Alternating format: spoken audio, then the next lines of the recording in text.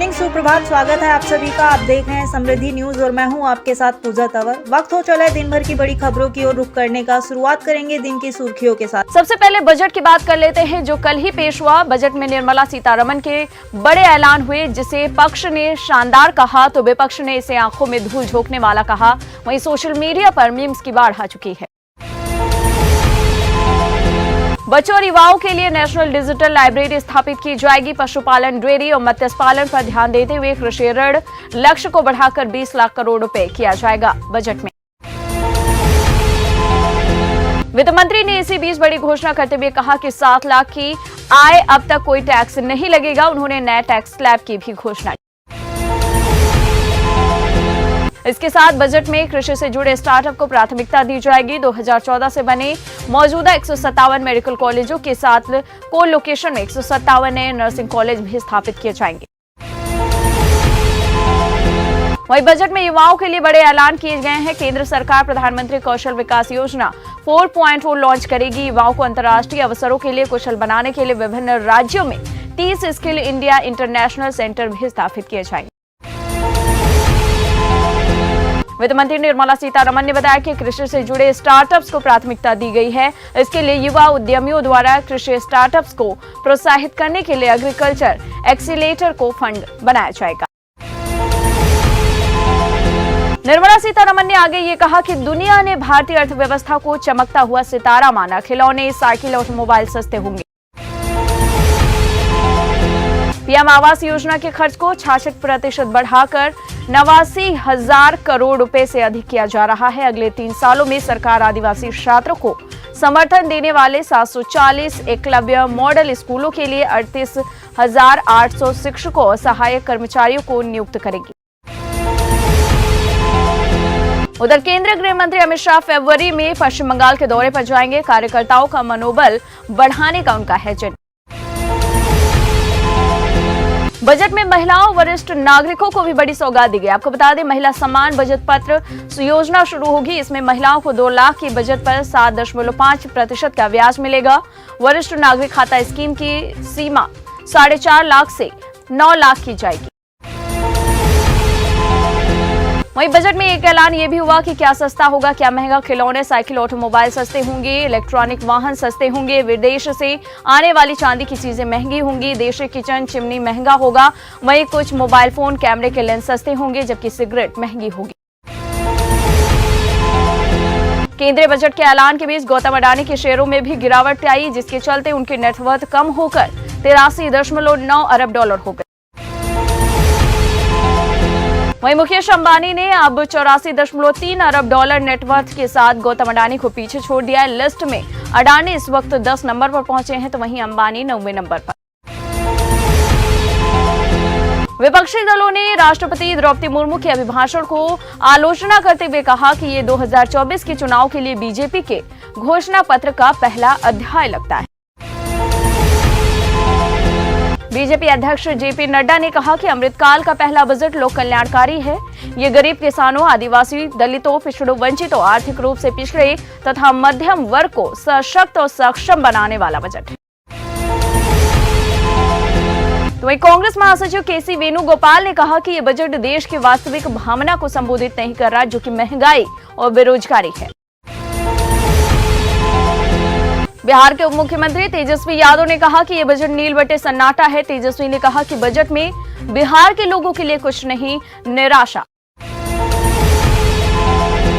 दिल्ली के सीएम केजरीवाल ने बजट में दिल्ली के लोगों के साथ घोर अन्याय होने की बात कही। उन्होंने कहा, दिल्ली वालों ने पिछले साल 1.75 लाख करोड़ से ज्यादा इनकम टैक्स दिया, लेकिन केंद्र ने मात्र 325 करोड़ रुपए दिल्ली के विकास के लिए दिए। भारतीय कुश्ती महासंघ के अध्यक्ष ब्रजभूषण शरण सिंह के खिलाफ लगे आरोपों की जांच के लिए बनी निगरानी कमेटी में पूर्व पहलवान बबीता फोगाट भी शामिल हो गई है। ब्रजभूषण सिंह के खिलाफ यौन उत्पीड़न, धमकी, वित्तीय अनियमितताओं के गंभीर आरोप खिलाड़ियों ने लगाए थे। केंद्र सरकार के युवा मामलों और खेल मंत्रालय ने निगरानी समिति गठित की है, जो इन आरोपों की जांच लगातार कर रही है। बागेश्वर धाम के महंत धीरेन्द्र शास्त्री ने बातचीत में अब कहा है, मैं हिंदू राष्ट्र की बात करता रहूंगा और बहुत पहले से ही कर रहा हूं। रामचरितमानस पर घिरे स्वामी प्रसाद मौर्य ने पलटवार करते हुए कहा, जो यहाँ धर्म के ठेकेदार बने बैठे हैं वो ही शूद्र, महिला, आदिवासी, पिछड़ों का अपमान करते हैं। बीजेपी भी ऐसे लोगों के साथ खड़ी। वहीं रामचरितमानस पर दिए बयान से नाराज जगतगुरु परमहंस आचार्य ने प्रतीकात्मक रूप से स्वामी प्रसाद मौर्य का सिर कलम किया। उन्होंने कहा, नहीं सुधरे तो सचमुच अपने हाथों से ही उनका सिर कलम करूंगा। बजट के प्रचार के लिए बीजेपी ने समिति बनाई है। 12 फरवरी तक देश के 50 प्रमुख शहरों में केंद्रीय मंत्री, मुख्यमंत्री और पदाधिकारी बजट की जानकारी लोगों तक पहुंचाने के लिए प्रेस कॉन्फ्रेंस करेंगे। कांग्रेस नेता के सुरेश ने बजट को कॉर्पोरेट समर्थक बताया। उन्होंने कहा, इस बजट में अडानी के सारे हित पूरे करने की कोशिश की गई है। पूर्व सांसद सीएम उमा भारती ने कहा कि लोकतंत्र में अगर बुरे और बहुत बुरे के बीच चुनाव होता है तो लोग बुरे को चुनते हैं। ये बुरे लोग सरकार बनाते हैं। चुनाव जीतना और सत्ता में बने रहना कोई बड़ी बात नहीं है। दिल्ली और चुनाव को हाई स्पीड रोड नेटवर्क से जोड़ने की परियोजना पर तेजी से काम हो रहा है। पीएम मोदी एक्सप्रेसवे के सोहना दौसा खंड को 4 फरवरी का उद्घाटन करेंगे। जम्मू कश्मीर के पूर्व मुख्यमंत्री उमर अब्दुल्ला ने बीजेपी पर निशाना साधा। उन्होंने कहा, बीजेपी ने कश्मीरी पंडितों को असुरक्षित महसूस कराने के अलावा कुछ किया ही नहीं।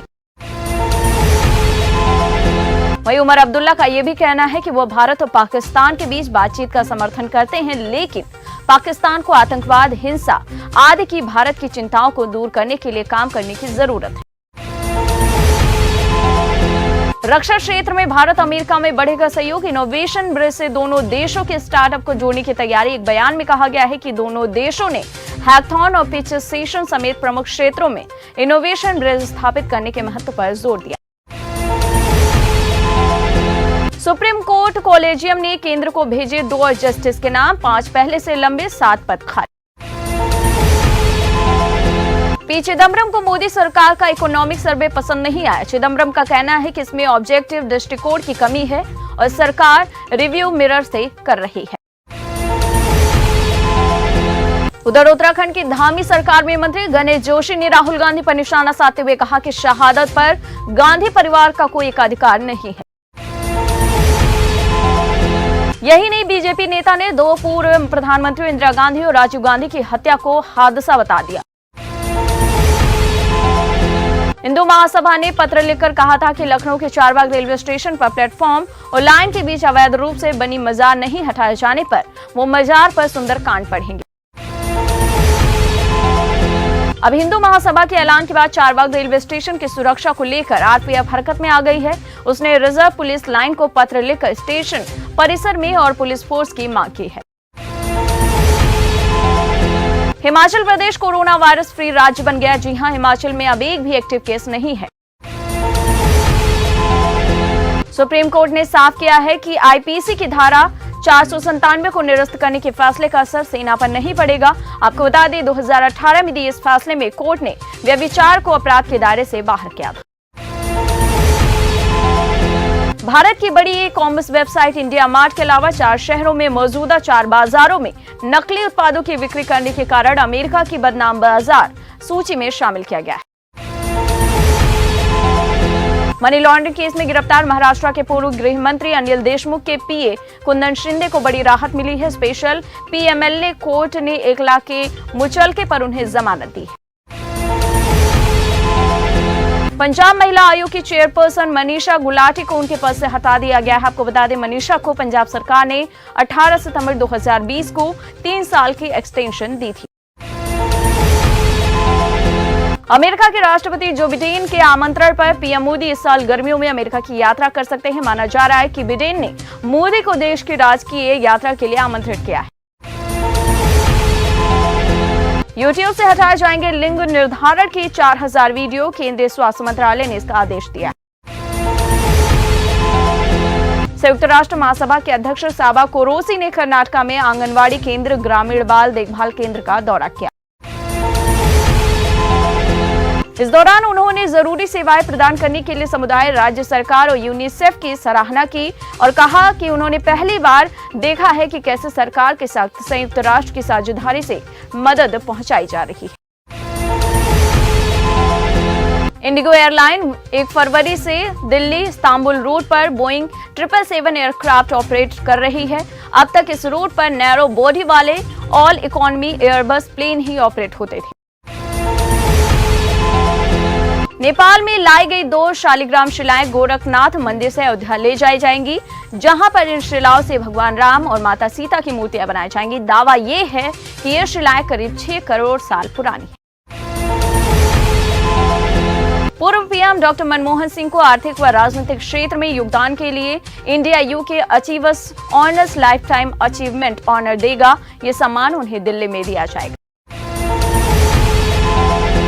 पेशावर ब्लास्ट पर बोले पाकिस्तान के रक्षा मंत्री कि भारत में श्रद्धालुओं पर नहीं होते ऐसे हमले। और इंडो पैसिफिक रीजन में चीन से मुकाबला करने और हथियार के लिए भारत की रूस पर से निर्भरता कम करने के लिए अमेरिका ने भारत के साथ एक रक्षा पहल की है। इस रक्षा पहल को US India initiative on critical and emerging technologies का नाम दिया गया है। फिलहाल के इस बुलेटिन में इन खबरों में इतना ही। जय हिंद, जय भारत।